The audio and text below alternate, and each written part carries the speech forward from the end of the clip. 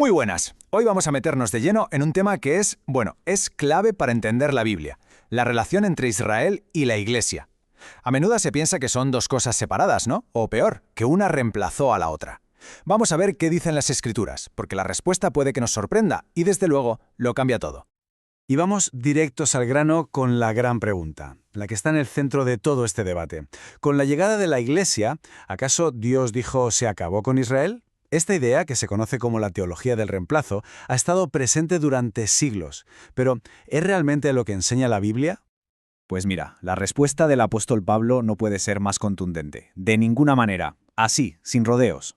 Esta frase es un portazo en toda regla a la idea del reemplazo. Es el punto de partida para entender todo lo que viene después. Vale, entonces, si no hubo un reemplazo, ¿qué es lo que pasó? La clave para entenderlo no está en una idea de sustitución, sino en una metáfora, una imagen poderosísima que el propio Pablo nos da para explicar esta relación.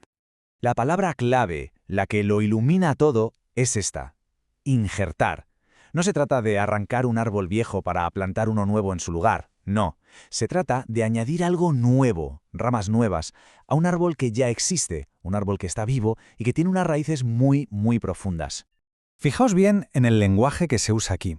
Habla de un olivo silvestre, que se une a un árbol que ya estaba cultivado. Y atención, no lo reemplaza, sino que se hace partícipe de la raíz, de su alimento, de su vida. Es una imagen de unión, de suma, no de resta ni de sustitución. Y para que no quede ninguna duda, ese olivo representa a Israel. Por lo tanto, cuando las personas de las naciones, los gentiles, creen, no están creando algo totalmente nuevo y separado. Lo que está pasando es que están siendo incorporados a la familia de Israel, al pueblo de Dios que ya existía desde el principio.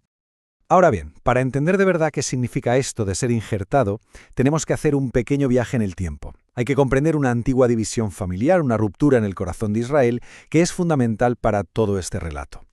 La cosa es que, después del rey Salomón, la nación de Israel se partió en dos.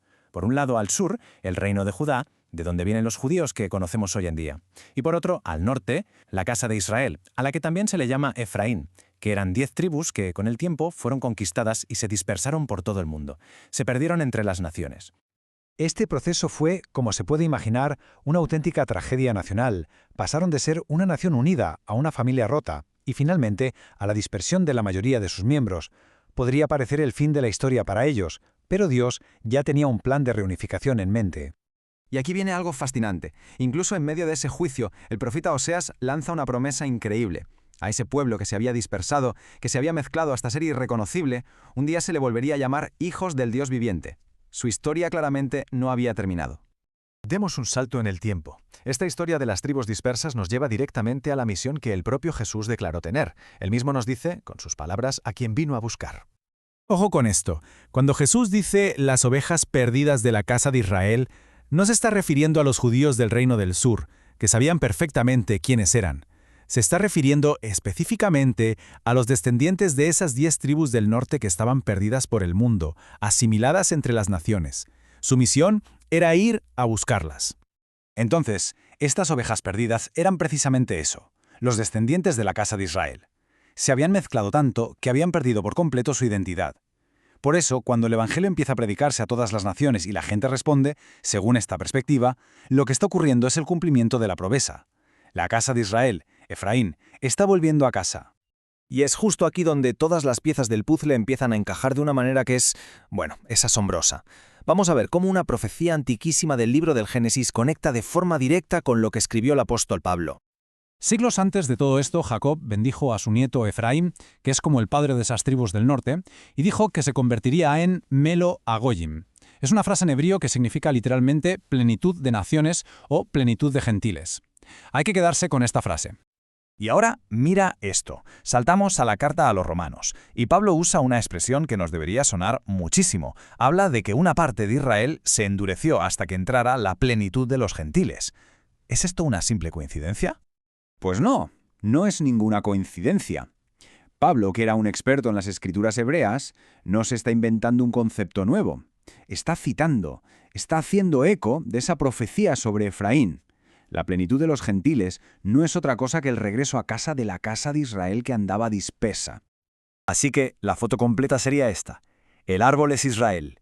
Las ramas naturales que siempre han estado ahí son Judá, los judíos. y las ramas silvestres que se injertan son la casa de Israel que regresa de entre las naciones, junto con todos los demás gentiles. Y todos, absolutamente todos, se alimentan de la misma savia, los pactos de Dios. El objetivo final de Dios siempre fue este. La famosa profecía de Ezequiel de los 2 palos, uno para Judá y otro para Efraín, que se juntan en su mano para ser uno solo, apunta exactamente a este momento. Una sola nación, un solo pueblo, reunificado bajo un único rey, el Mesías. Y terminamos con una reflexión. Si esta perspectiva es la correcta, todo deja de ser un nosotros contra ellos, judíos contra cristianos. Se trata de una sola familia, con ramas distintas, sí, pero unidas a la misma raíz, compartiendo la misma herencia y el mismo futuro. La pregunta es, ¿cómo cambiaría nuestra manera de pensar y de actuar si de verdad viéramos a todos los creyentes como parte de un solo y único pueblo de Dios?